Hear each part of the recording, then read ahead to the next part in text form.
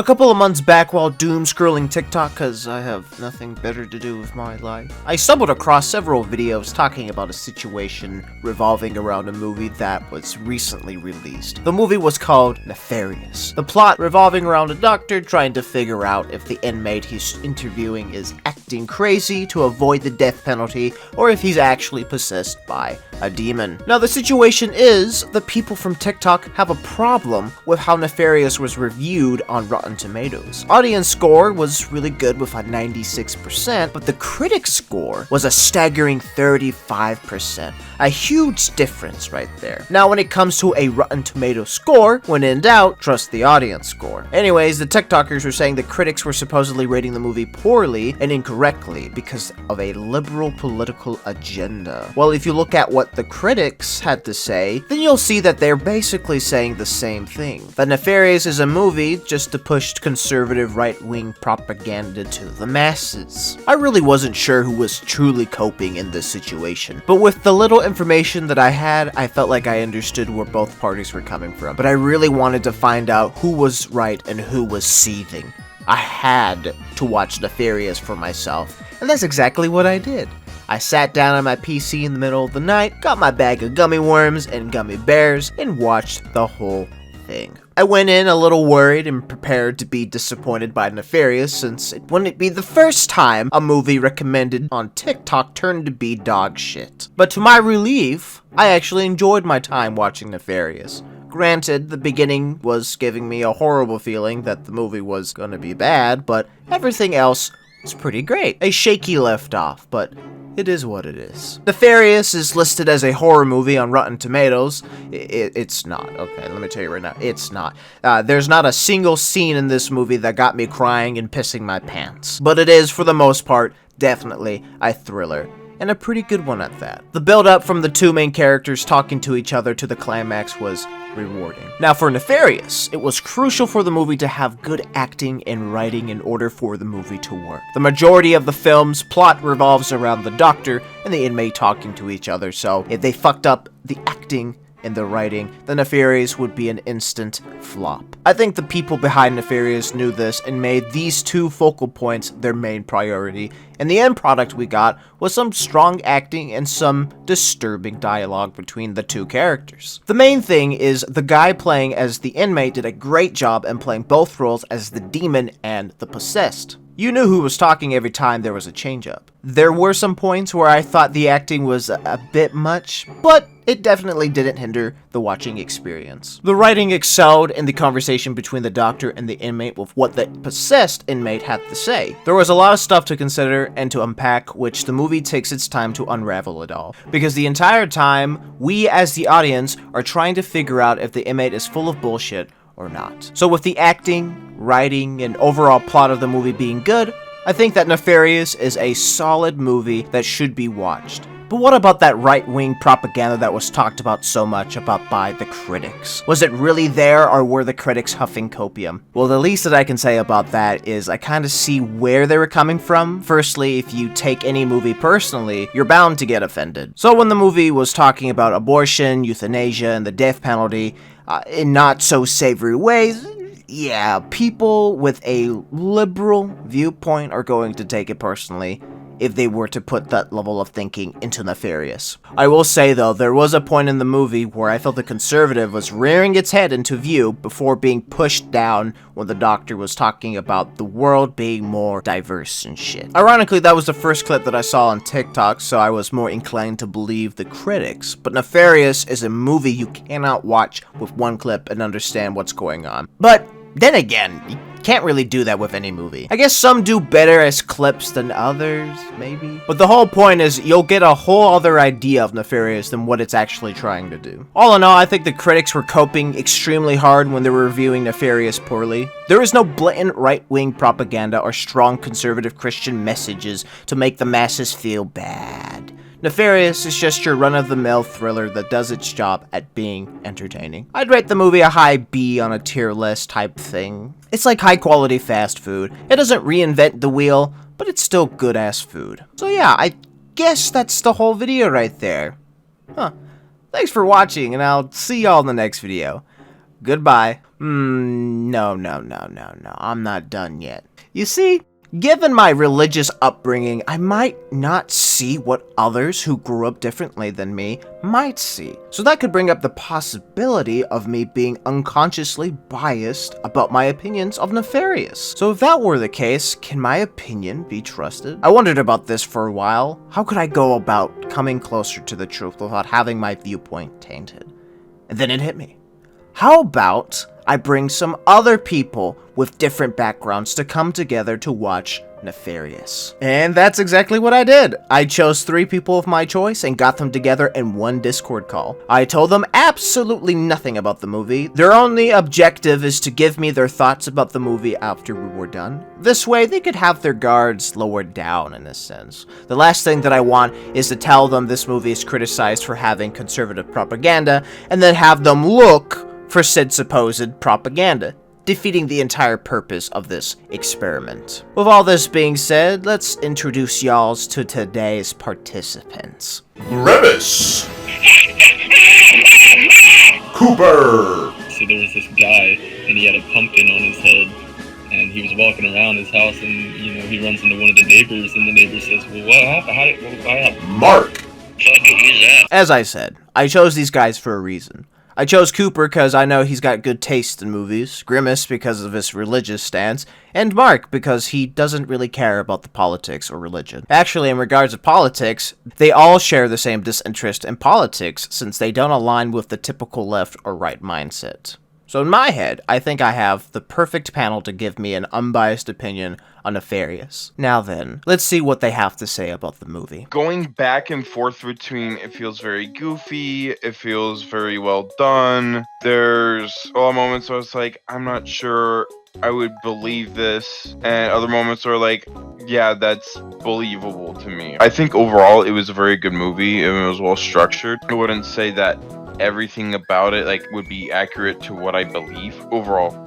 pretty good movie. It was enjoyable to watch, at least entertaining if not accurate. It felt really well written in a lot of areas. The dialogue was pretty solid, but a little goofy at parts. One of the issues I have was kind of like the big reveal of, oh yeah, he definitely was a demon, which I don't know how I feel about that. Like, on one hand, I kind of wanted to know for sure, but on the other hand, I think it could have been more fun if you left it up in the air, because then it introduces the audience to that psychological element as well. But yeah, overall, I enjoyed it. I'd rate it probably like a 7.5, 7 or 7.5. I did like how they introduced the idea of humans being a logical creature by nature. Just them tossing the idea of just willpower from the start and all the way at the beginning. I do think that was well structured because on God, they for real did their research on everything.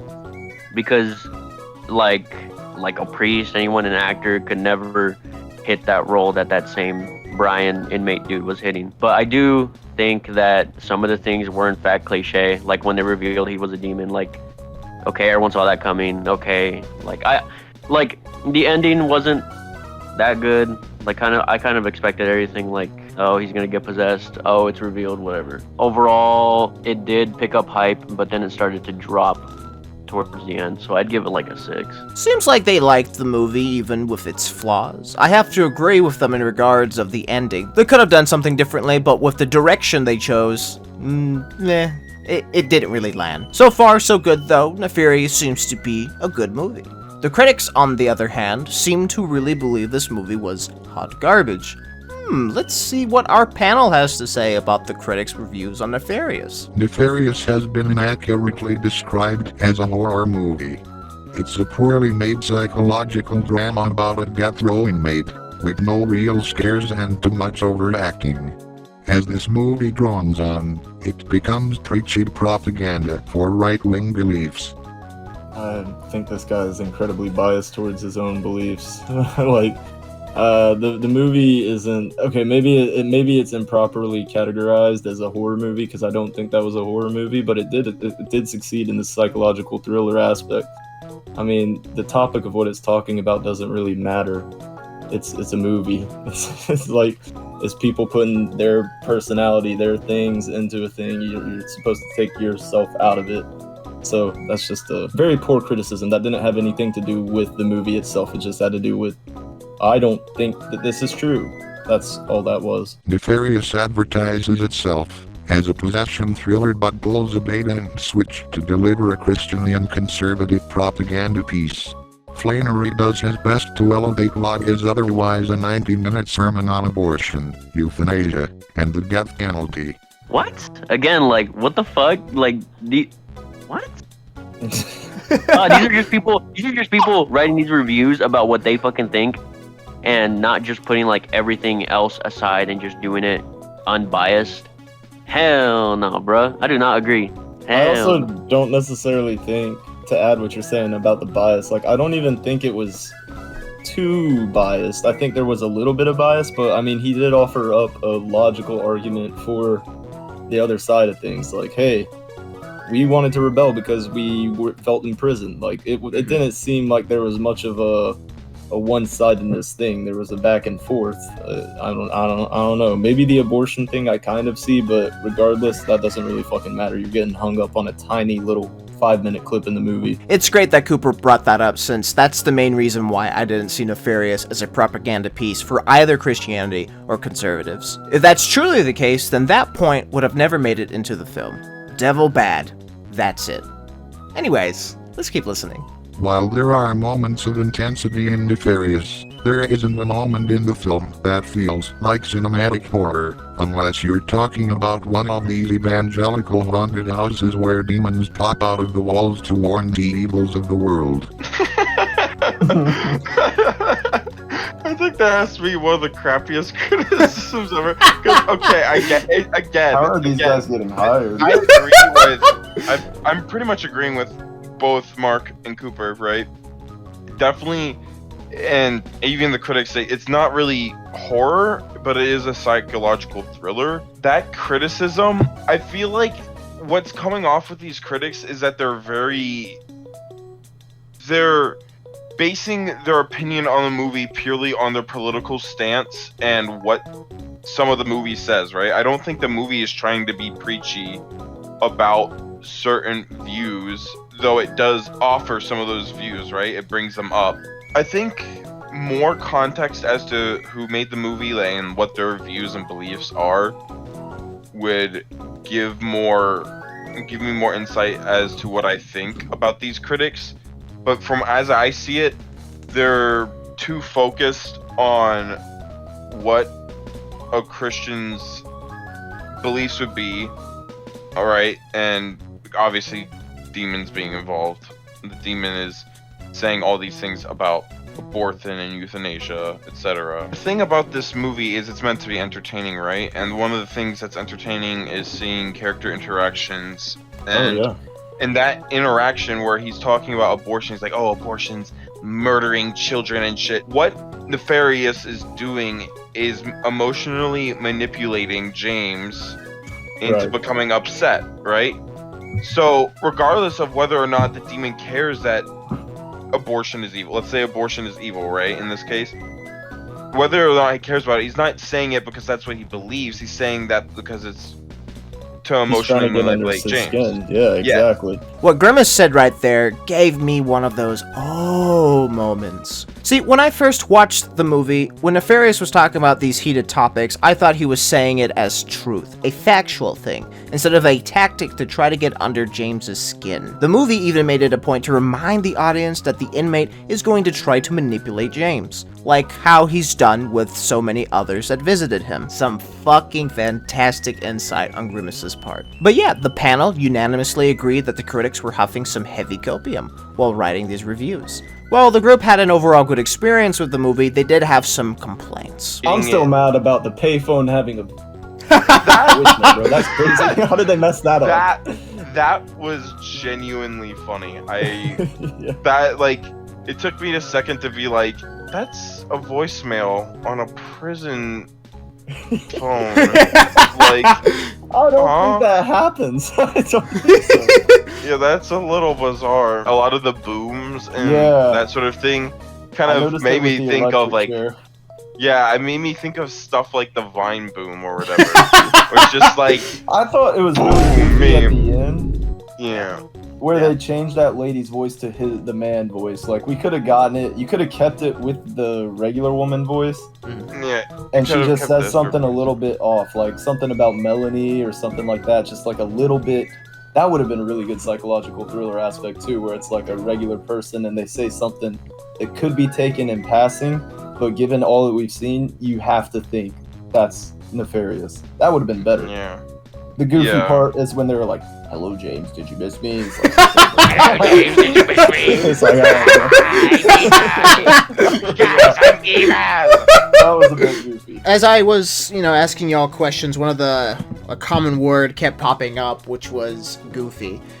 Which I would say myself, I had a lot of moments where I thought it was really goofy, especially the beginning part where the guy just fell. Oh my goodness, I was hoping you were gonna bring that up. That made me laugh out loud. I was dying. Wait, which part again? The beginning where the guy fell. Where he killed him. Oh. It's such a goofy shot. It was like nothing, and then. Yeah,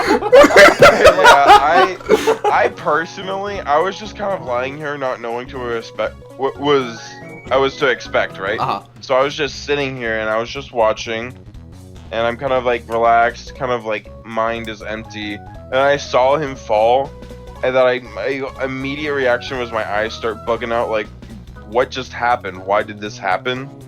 I didn't understand what was happening at that point. Why this guy was falling after another person went into the elevator, right? Yeah, that was the point where I got scared. Scared that the movie might actually be trash, but with that embarrassing fall, the movie picked itself back up and kept itself going to be an enjoyable experience. And now we're at the final question, and frankly, the most important question. Did the panel think the drama surrounding Nefarious was liberal cope or conservative seethe? So to be honest, I didn't know there was a ton of drama around this movie, but based off what the critics are saying, it sounds like a bunch of pissed off liberals to me.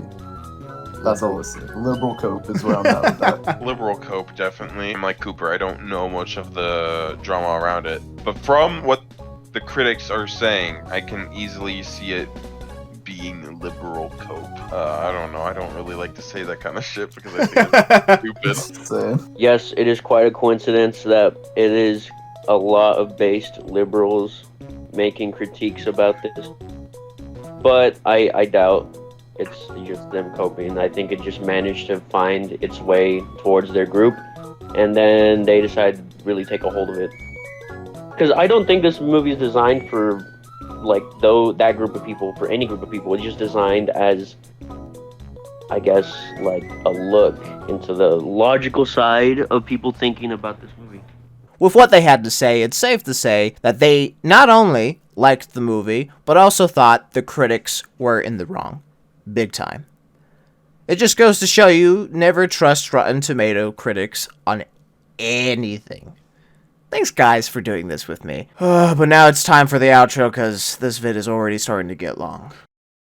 Nefarious is one of the many examples as to why it's important to formulate an opinion based off your experience first, before consulting others. If we were to base whether to watch a film solely on reviews, then we wouldn't watch anything. We wouldn't be able to experience things that could call specifically to you. Perhaps a film is truly terrible, but if you really enjoyed it, then who cares? At the end of the day, the only opinion that matters should be yours.